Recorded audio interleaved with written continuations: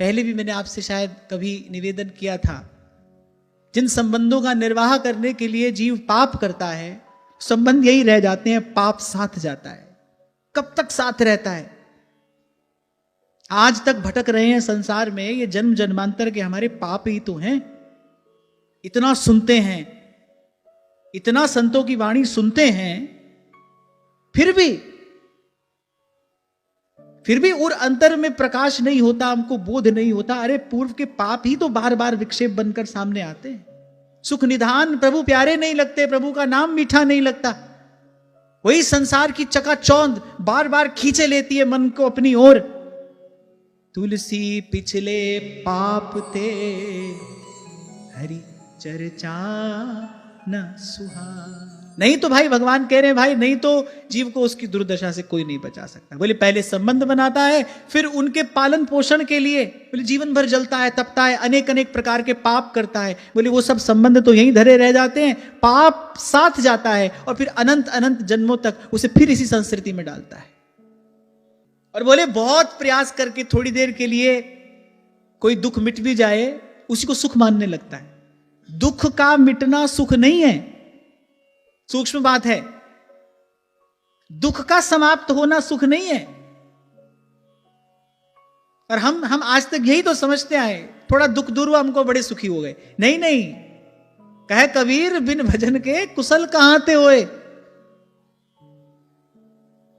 बिन हरि भजन न जाहि कलेसा, बिनु हरि भजन न जाहि कलेसा। फिर आगे भगवान कह रहे, बोले यही दुर्गति रुकती नहीं उसकी। अगर उसको कोई जगाने वाला ना हो, अगर जीवन में संत ना आए, सत्संग ना आए, तो बोले जन्म जन्म तक यही दुर्गति जीव की होती है। अर्थैरापादितैर्गुर्व्या हिंसये तस्ततश्चतान्, पुष्णाति येषां पोषेण शेषभुक्यात्यधः स्वयं। बोले जहां तहां से छल करके, कपट करके, पाप करके अपने घर वालों के पोषण के लिए व्यक्ति धन कमा कर लाता है, वस्तुएं एकत्रित करके लाता है, और स्वयं तो बोले उनका ही बचा खाकर तृप्त हो जाता है। ये क्या है? बोले ये उस मोह का अतिरेक है, मोह का अतिरेक। मैं कहता हूं अपने आप को साधक कहने वाला व्यक्ति, जिसको भगवान के अस्तित्व पर विश्वास है, जिसकी शास्त्र में श्रद्धा है, वो ये कैसे कह सकता है भाई मुझे अपने बच्चों के लिए कमा के रखना है? कैसे कह सकता है? किसी भी दृष्टि से ये मूढ़ता और अज्ञान की पराकाष्ठा है, पराकाष्ठा, एक्सट्रीम।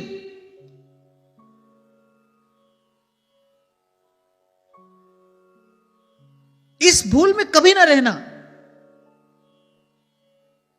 ध्यान रखना, आप समाप्त होगे, ये प्रपंच कभी समाप्त नहीं होगा। इसी दृश्य को देखकर कबीर रोए थे।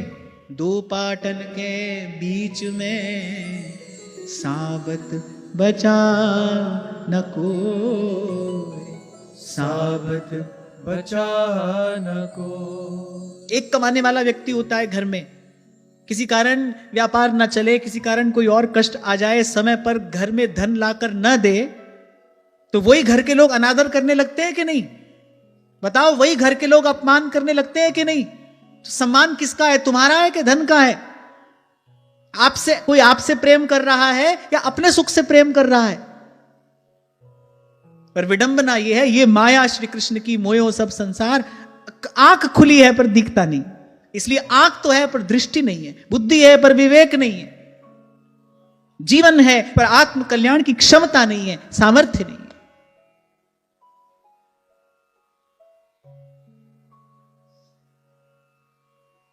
यहां भगवान कह रहे हैं फिर ऐसी स्थिति आती है जब शरीर अशक्त हो जाता है, वो धन लाने में असमर्थ हो जाता है,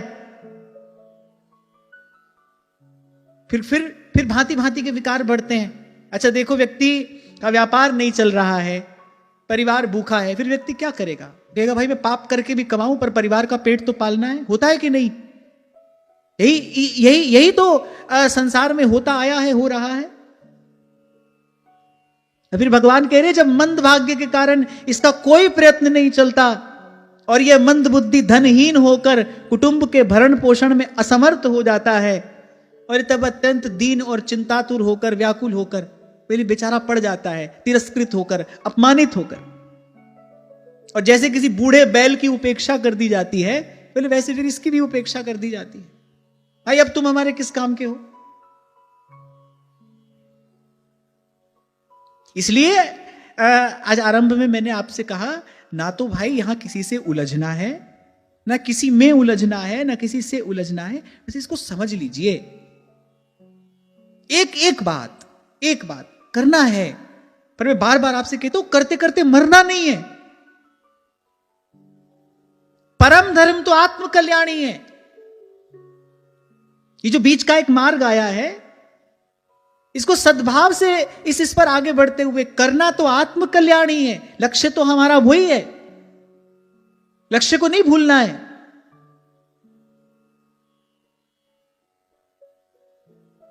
हम उलझे बिना नहीं रह पाते। हमारे साथ झंझट क्या है, हम उलझे बिना नहीं रह पाते। अब एक माता का कर्तव्य है बालक के लिए, कुछ कर्तव्य है माता का बालक के लिए, लेकिन कहां तक है? जब तक वो बालक है। जिस दिन बालक अपने आप को बड़ा समझने लगे, जब वो अपने आप को बालक ही नहीं समझ रहा है, जब वो आपको बड़ा माने नहीं रहा है, आप उसके शिक्षक कैसे बनोगे? आप उसको सद्विचार कैसे दोगे जब वो आपसे लेना ही नहीं चाहता, ग्रहण ही नहीं करना चाहता? ऐसी स्थिति में क्या किया जाए? स्थिति भाई केवल भगवान से प्रार्थना करो। और मैं एक पग और आगे बढ़ूंगा, जब भगवान से ही प्रार्थना करनी है तो फिर तेरे मेरे के लिए, अपने पराये के लिए क्या, फिर तो सबके लिए प्रार्थना करो। लोकः समस्तः सुखिनो भवन्तु। कुल मिलाकर भाई जीवन शैली ऐसी हो जो मन चित्त को स्वस्थ रखे भजन के लिए। वो आपसे जैसे बन पड़े आप वैसे करिए। मन चित्त भजन के लिए स्वस्थ रहे, मन चित्त भजन के योग्य रहे, मन में अकारण भांति भांति के विक्षेप ना हो। बस आपकी जीवन शैली ऐसी होनी चाहिए, क्योंकि परम धर्म तो आत्म कल्याणी है। करना तो भाई अपना कल्याणी है। जिसको जो प्रारब्ध मिला है, जिस स्थिति में भगवान ने रखा है, उसको उसी का सदुपयोग करते हुए अपना कल्याण करना है। कुछ बहुत अच्छा है, कुछ बहुत अनुकूल है तो भगवान का धन्यवाद कर दो, कुछ प्रतिकूल है तो और धन्यवाद कर दो। ये जो कर रहे हैं प्रभु, आप मुझे सचेत करने के लिए कर रहे हैं, आप मुझे सुघड़ बनाने के लिए कर रहे हैं। ठोक पीट थन रूप संवारो, सुघड़ बनायो जी। ठोक पीट थन रूप संवारो, सुघड़ बनायो जी। धूल पड़ा का कर थो में तो हो। धूल पड़ा का कर थो में तो सिरे चढ़ायो जी। नाथ थरी शरणी आयो जी। तो भाई ये भगवान ठोक पीट रहे हैं हमको सुघड़ बनाने के लिए। कुछ होता है जो भीतर से हाथ के सहारे जैसा होता है, और कुछ होता है जो बाहर की चोट जैसा होता है, लेकिन दोनों ही कार्य किए जा रहे हैं मिट्टी को पात्र बनाने के लिए, हमको सुघड़ बनाने के लिए, एक आकार देने के लिए। और यदि इसी व्यामोह में, इसी अज्ञान में जीवन की सांझ आ जाए, फिर भाई जब भजन करना था तब तो किया नहीं। अब शरीर भी अशक्त है, मन व्यथित है, चंचल है, व्याकुल है, अब कैसे भजन हो? फिर एक कोने में पड़े रहकर रोने के अतिरिक्त और कुछ हाथ नहीं आता।